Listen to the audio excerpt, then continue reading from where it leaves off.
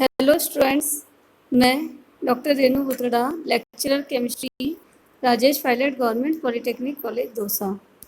आज हम applied chemistry के टॉपिक संचारण, जिसे कोरोजन कहा जाता है, के बारे में पढ़ने जा रहे हैं। संचारण के बारे में जानने के लिए सबसे सिंपल एग्जाम्पल है संचारण का लोहे पर जंग लगना। तो लोहे पे जंग जो है वो वायुमंडल में जब लोहे को खुला छोड़ दिया जाता है तो लोहे पे अपने आप वायुमंडलीय जो भी अभिक्रिया होती है उसके कारण लोहे पे जंग लग जाता है और लोहे पे जंग लगने से धीरे धीरे वो लोहा नष्ट हो जाता है।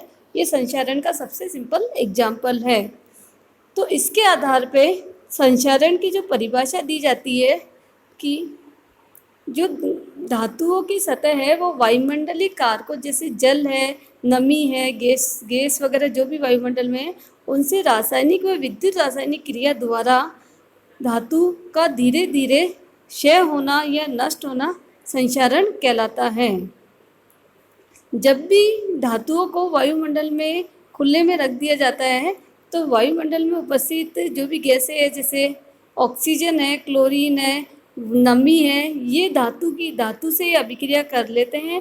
या तो रासायनिक अभिक्रिया होती है या विद्युत रासायनिक अभिक्रिया होती है और रासायनिक अभिक्रिया होकर धातु के या तो ऑक्साइड बन जाते हैं, कार्बोनेट है, सल्फेट है, सल्फाइड है आदि यौगिक बन जाते हैं। और क्योंकि धातु और धातु के यौगिक की प्रॉपर्टी एकदम अलग होती है और धातु जैसे धात्विक यौगिक में परिवर्तित होती है उसकी सारी धातु की प्रॉपर्टी खत्म हो जाती है। तो इसे हम धातु का क्षय होना कह सकते हैं। तो इसे ही हम धातु का संचारण कहते हैं।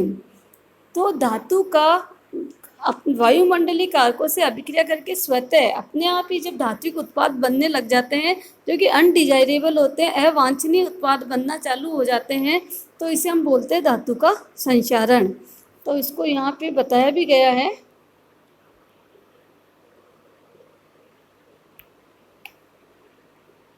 कि यहाँ पे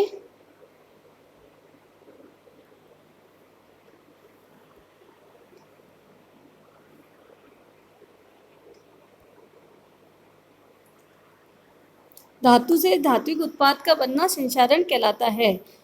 ये धातु कर्म का ऑपोजिट होता है। धातु कर्म जो एक मेटलर्जी वाला टॉपिक पढ़ते हैं उसमें पृथ्वी में जो धात्विक उत्पाद होते हैं उनसे धातु प्राप्त की जाती है, परंतु यहाँ पे धातु है वो अपने आप रिएक्शन करके वायुमंडलीय कारकों से धात्विक उत्पाद में परिवर्तित हो रही है, जो कि अनडिजायरेबल रिएक्शन है, अवांछनीय अभिक्रिया है, क्योंकि इससे धातु खराब हो रही है। और इसका सबसे सिंपल एग्जाम्पल है लोहे पर जंग लगना। और लोहे पे जंग लग के लोहा है जो आयरन है वो आयरन ऑक्साइड में परिवर्तित हो जाता है। और लगभग सभी धातुओं का संचारण होता है। कुछ धातु जैसे प्लेटिनम है, सोना है, चांदी, ये नोबल धातु एक कहलाती है और इनका संचारण लगभग नहीं होता है। तो इसके बाद है संचारण के प्रकार, जिन्हें संचारण के सिद्धांत भी कहा जाता है। संचारण के सिद्धांत 3 सिद्धांत हैं। अम्ल सिद्धांत, शुष्क या रासायनिक संचारण, थर्ड है नम या विद्युत रासायनिक संचारण। तो सबसे पहले हम थोड़ा सा अम्ल सिद्धांत के बारे में पढ़ लेते हैं। VTR के न्यू सिलेबस के अनुसार अम्ल सिद्धांत थ्योरी में नहीं दिया गया है, परंतु हम इसके बारे में थोड़ा सा पढ़ लेते हैं। अम्ल सिद्धांत के अनुसार जब कोई धातु अम्ल के संपर्क में आती है तो उसका संचारण हो जाता है। और इसका सबसे सिंपल एग्जाम्पल है जब लोहे को, आयरन को वायुमंडल में खुला रखा जाता है तो वह उसका संचारण होने लगता है। तो इसे अम्ल सिद्धांत द्वारा भी समझा सकते हैं। वायुमंडल में CO2 व CO2 गैस होती है, वह नमी होती है। नमी मतलब H2O। जब CO2 और H2O वायुमंडल में उपस्थित होते हैं तो दोनों आपस में अभिक्रिया करके H2CO3 कार्बोनिक एसिड बना लेते हैं, जो कि एक अम्ल है। ये एक बार अम्ल बनने के बाद ये आयरन जो धातु है उससे रिएक्शन करता है तो Fe प्लस H2CO3 से FeCO3 प्लस H2 बन जाता है। तो आयरन है वो आयरन कार्बोनेट में चेंज हो गया, तो इस प्रकार धातु का संक्षारण हो गया है। अब ये FeCO3 है वो वाटर या नमी और ऑक्सीजन से वापस रिएक्शन कर लेता है और आयरन हाइड्रोक्साइड बनाता है, और आयरन हाइड्रोक्साइड एक तरह से आयरन ऑक्साइड है, हाइड्रेटेड आयरन ऑक्साइड है, जो कि रस्ट होता है, जंग होता है। तो इस प्रकार आयरन है वातावरण में उपस्थित H2CO3 मीन्स CO2 यदि वातावरण में यदि उपस्थित है तो CO2 से बने हुए H2CO3 अम्ल के कारण जो आयरन है उसका संक्षारण हो रहा है, और संक्षारण होने से जंग बन जाता है। तो कुल मिला के कि यदि कोई भी धातु किसी भी वातावरण के कारकों से रिएक्शन करके यदि किसी धात्विक कंपाउंड में चेंज हो रही है तो उसकी धातु की सारी प्रॉपर्टी नष्ट हो जाती है, और इसे हम धातु का संक्षारण कहते हैं। तो ये तो हुआ अम्ल सिद्धांत। सेकंड जो सिद्धांत है शुष्क या रासायनिक संक्षारण, ड्राई और केमिकल कोरोजन।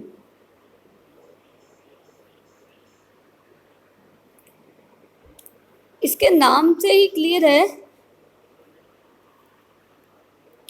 शुष्क या रासायनिक संक्षारण, कि यहाँ पे नमी की अनुपस्थिति में यदि किसी धातु का संक्षारण होता है तो उसे हम शुष्क संक्षारण कहेंगे।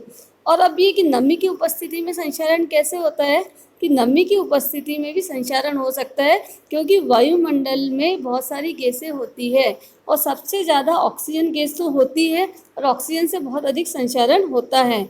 ऑक्सीजन गैस के अलावा क्लोरीन है, सल्फर डाइऑक्साइड है, H2S गैस है, ये इनके कारण भी संक्षारण हो सकता है।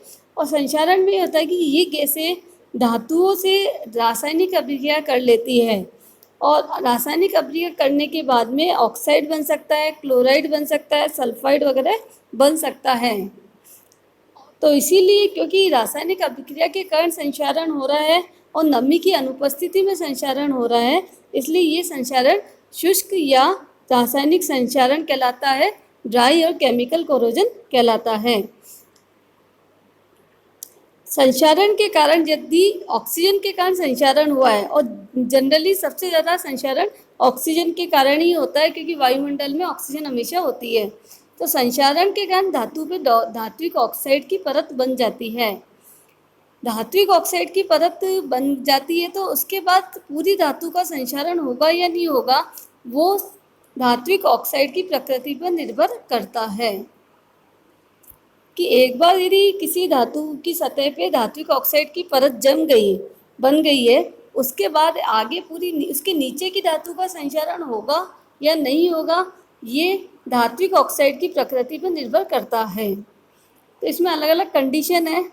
फर्स्ट है, यदि धात्विक ऑक्साइड वाष्पशील हो, जो भी धात्विक ऑक्साइड की जो परत बनी है वो धात्विक ऑक्साइड वाष्पशील हो, कि जैसे ही वो धात्विक ऑक्साइड बना वो वाष्पशील होने के कारण वो वेपर फॉर्म में आ जाए, तो वो धातु की सतह से हट जाएगा और उसके नीचे की जो धातु की सतह है वो ऑक्सीजन के संपर्क में आ जाएगी, तो उसका संक्षारण हो जाएगा। तो यदि धात्विक ऑक्साइड वाष्पशील होता है तो पूरी धातु का संक्षारण होता जाता है। यदि सेकंड कंडीशन है, यदि धात्विक ऑक्साइड अस्थायी हो, अस्थायी हो वह शीघ्र विघटित हो जाता हो, जैसे कि जैसे ही धात्विक ऑक्साइड बने वो वापस धातु प्लस ऑक्सीजन में विघटित हो जाए, तो ऐसे में होगा कि उस धातु का कभी भी संक्षारण नहीं होता है, जैसे सोना और चांदी है।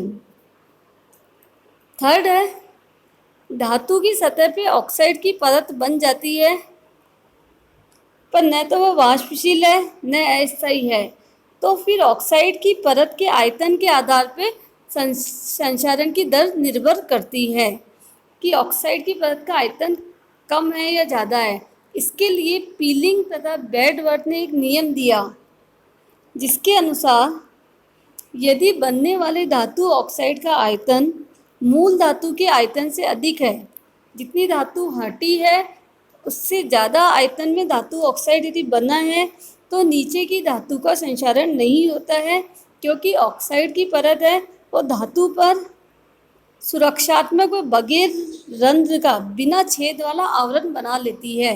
क्योंकि जो धातु ऑक्साइड बना उसका आयतन अधिक है, तो जो सतह है नीचे की वो पूरी की पूरी धात्विक ऑक्साइड से ढक जाएगी, जिसके कारण ऑक्सीजन है वो अंदर की धातु तक से रिएक्शन नहीं कर सकेगी, और जब अंदर की धातु से ऑक्सीजन की रिएक्शन नहीं होगी तो उसके नीचे की धातु का संचारण नहीं होगा।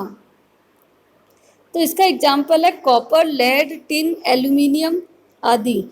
इसी के कारण एल्यूमिनियम का संचारण नहीं होता है। इससे रिलेटेड बीटीआर वाले एग्जाम में क्वेश्चन भी आ रखा है कि एल्यूमिनियम का संचारण क्यों नहीं होता है। संचारण होता है परंतु पूरी धातु का संचारण नहीं होता है। तो इसमें यही कारण है कि उस पर एल्यूमिनियम ऑक्साइड की परत जम जाती है और उसके बाद ऑक्सीजन नीचे की एल्यूमिनियम धातु से कांटेक्ट नहीं कर पाती है और इसलिए पूरी एल्यूमिनियम धातु का संचारण नहीं होता है। और सेकंड कंडीशन है, यदि बनने वाले धातु ऑक्साइड का आयतन मूल धातु के आयतन से कम है, तो यदि आयतन कम हुआ तो जो भी ऑक्साइड की लेयर बनी है उसमें बीच बीच में छेद रह जाएंगे, रंध्रमय हो जाएगी। जो ऑक्साइड की परत है वो रंध्रमय हो जाती है और इसके कारण ऑक्सीजन उसके अंदर एंटर कर जाएगी और इससे पूरी धातु का संचारण हो जाता है। इसका एग्जाम्पल है जैसे सोडियम है, मैग्नीशियम है आदि। तो आज हम इतना ही पढ़ेंगे। संचारण का जो तीसरा प्रकार है उसके बारे में हम नेक्स्ट क्लास में पढ़ेंगे। Thank you.